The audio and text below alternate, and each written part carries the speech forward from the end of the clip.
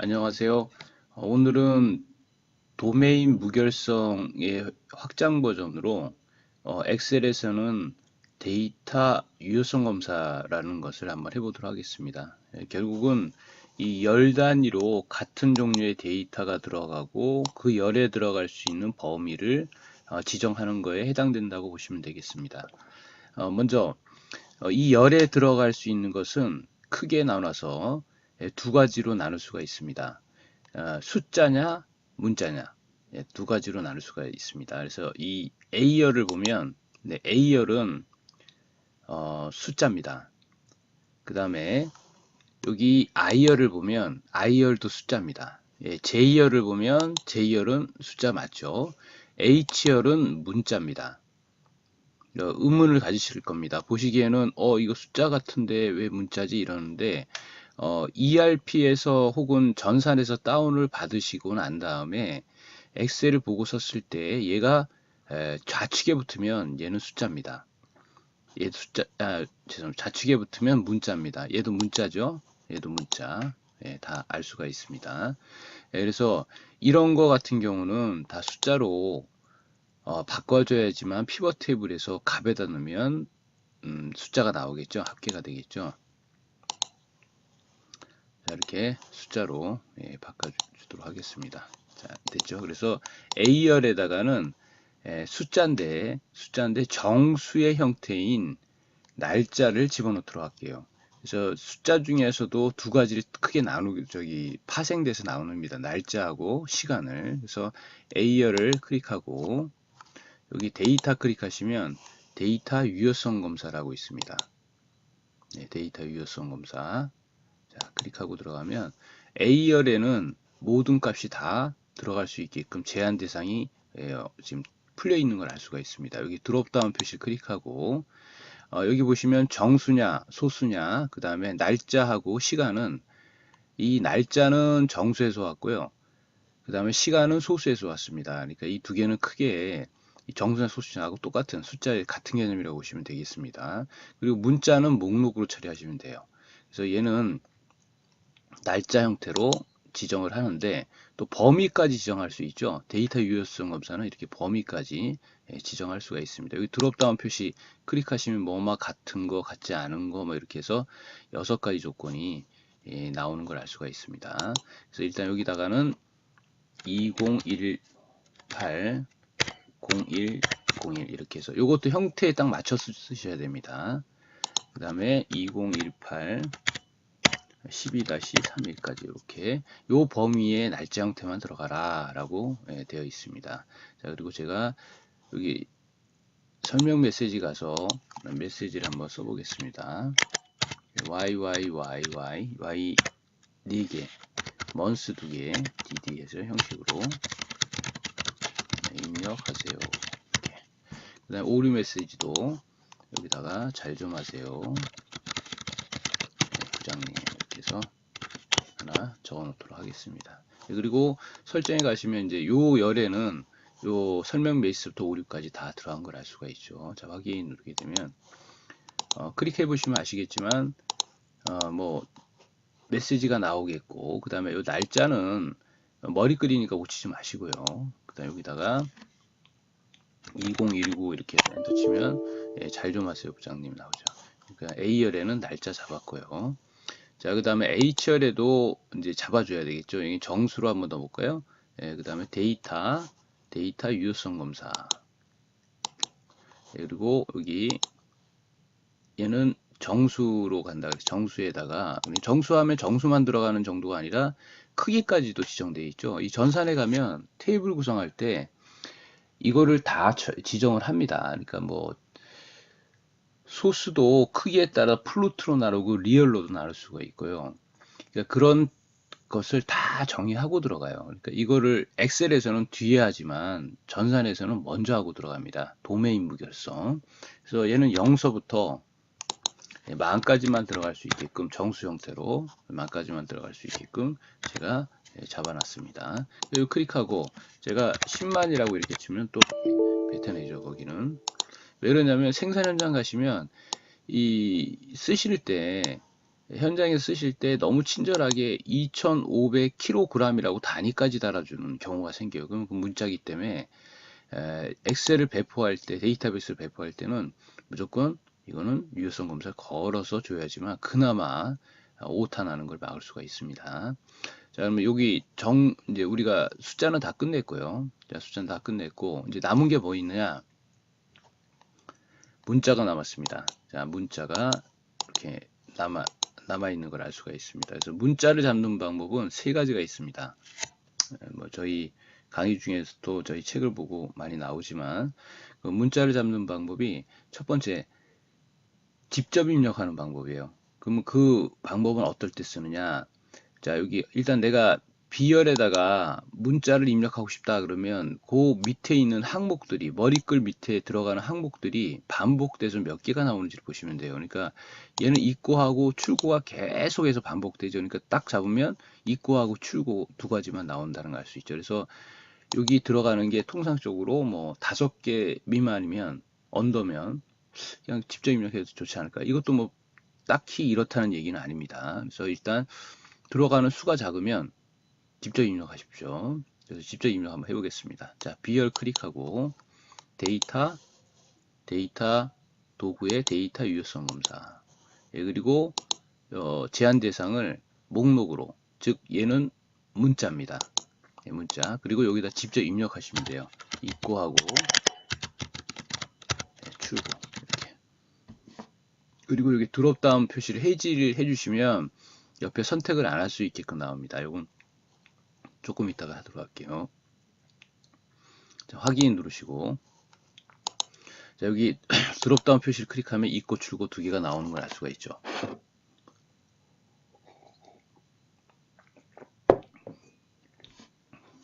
자, 시열을 클릭해 보겠습니다. 시열은 내수, 수입, 수출 세 가지가 돌아가죠. 문자인데. 그래서 얘도 데이터 도구의 데이터 유효성 검사.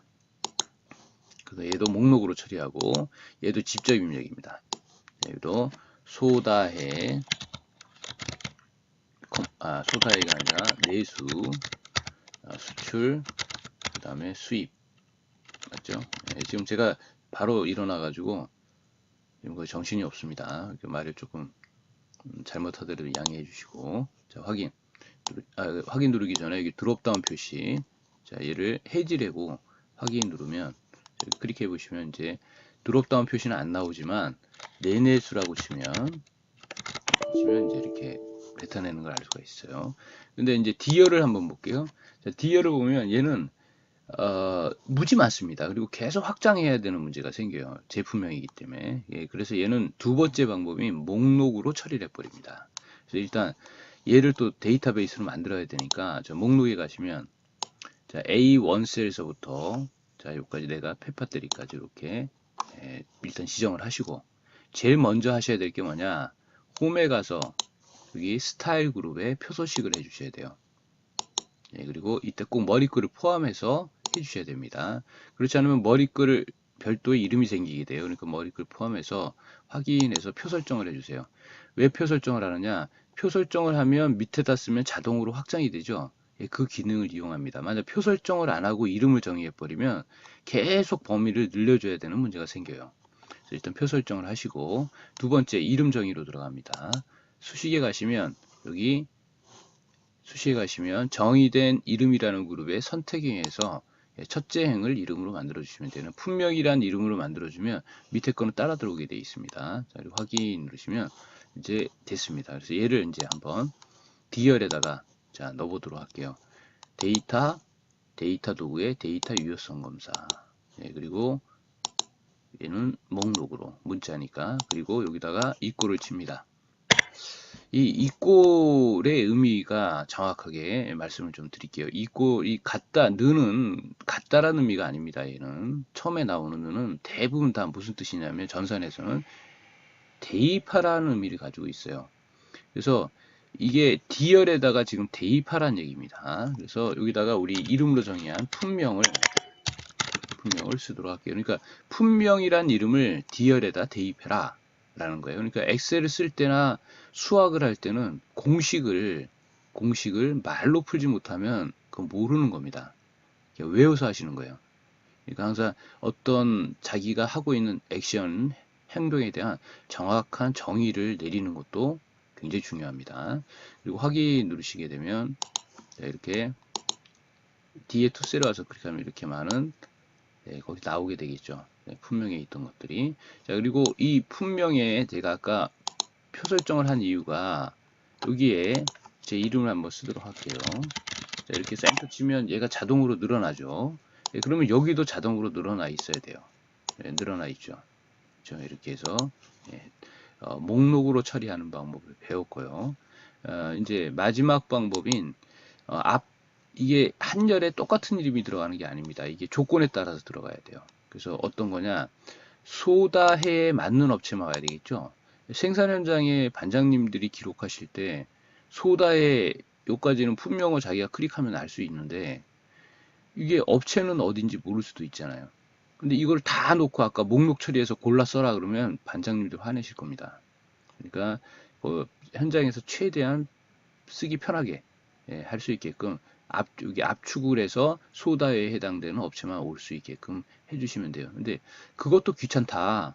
그러면 이렇게 하다가 그것도 하다 보니까 귀찮아요. 그러면 이제 바코드로 들어가시면 돼요. 이런 것도 안 해보고 바코드로 들어가 버리면 원리를 모르고 쓰는 겁니다. 그러니까 우리가 기록 관리, 전산화는 우리가 기록 관리 아날로그로 하고 있던 거를 디지털로 옮겨놓은 것뿐이 없어요. 전산화 별거 아닙니다. 근데 이렇게 안 하고 있는데 그거 하라 그러면 화를 내죠. 왜? 안 하던 걸 해야 되니까. 현장에서 안 하던 거를 저기 그 바코드 찍으라 그러면 화냅니다. 그러니까 기존에 하고 있던 것들을 줄여서 바코드로 하면 좋습니다. 그러면 아주 좋아하죠. 그러니까 처음에 들어올 때 기록 관리를 철저히 시키셔야 됩니다. 자, 그래서 목록을 한번 가서 제가 한번 다시 설명을 드릴게요. 앞에 ABS란 품명이 선택이 되면 얘도 이름으로 정의하면 이렇게 되겠죠. 이름으로. 그러면 앞에 있는 걸 이름으로 가져와라 그러면 해송상사하고 BM환경만 오겠죠. 자, 일단 범위 설정하고 홈에 가서 스타일 그룹의 표소시. 자, 이때 꼭 머리글을 포함해서 확인 눌러주시고, 그리고 이 상태에서 이제 이름으로 정의합니다. 수식에 가서 선택위에서 만들기에서 첫째 행을 만들어 주시면 되겠죠. 자, 그러면 이제 앞에 ABS라는 품명이 선택이 되면 여기 이름으로 가져오면 얘 두 개가 되겠죠. 자, 그리고 또 범위 설정하고 홈에 가서 표소시.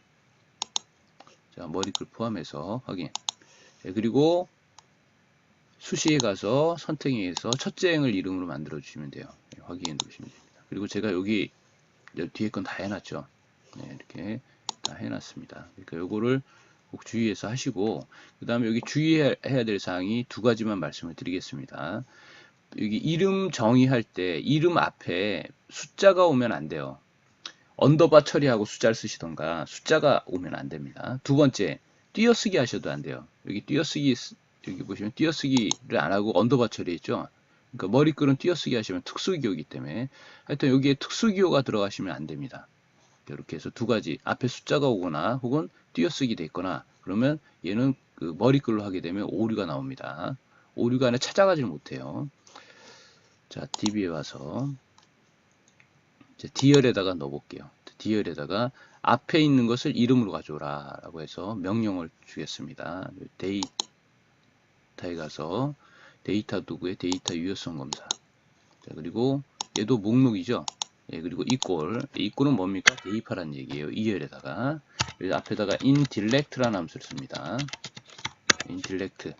그리고 이때 주의하셔야 될 게 이게 범위로 지정되어 있을 때는 스타트하는 셀을 기점으로 해서 가져오시면 돼요. 얘는 2의 원셀이 스타트 셀이니까 D의 원셀을 이름으로 가져오면 되죠. 왜? 얘는 우리 머리 끓이니까 쓰지 않을 겁니다. 그러니까 여기 2의 원셀 끝나고 나면 2의 투셀로 가서 D의 투셀을 가져와요. 2의 3셀 가서 또 D의 3셀을 가져와요. 이렇게 대칭 형태로. 자, 여기다가 D의 원셀을 이름으로 가져와라.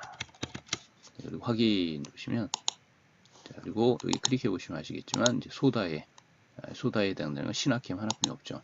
다시 여기 ABS로 바꾸게 보겠습니다. ABS에 해당되는 업체 해송이나 BM 환경만 맞죠. 그러니까 이거를 제가 강의를 끝내고 나면 이거 자동으로 해달라는 거예요. ABS가 선택이 되면 해송상사가 다 올 수 있게끔, 혹은 하나일 때는 가능한데 이게 두 개, 세 개일 때는 누군가 의지로서 로직을 가지고 판단을 해줘야 되겠죠.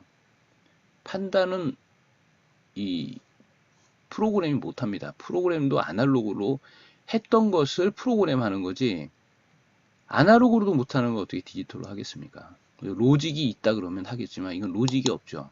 그러니까 그래서 바코드로 만들어 가지고, 바코드는 딱 정해져 있죠. 그러니까 딱 찍으면 얘 두 개가 동시에 이렇게 들어가게끔 이렇게 처리를 해버리면 되겠죠.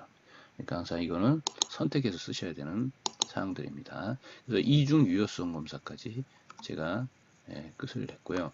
이것을 이용할 수 있는 게 뭐가 있느냐?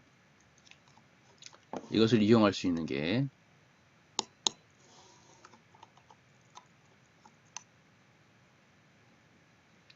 설비 유효성 검사라는 게 있습니다. 설비 관리 쪽에 가면, 생산 현장에 가면 설비 관리 많이 하시죠.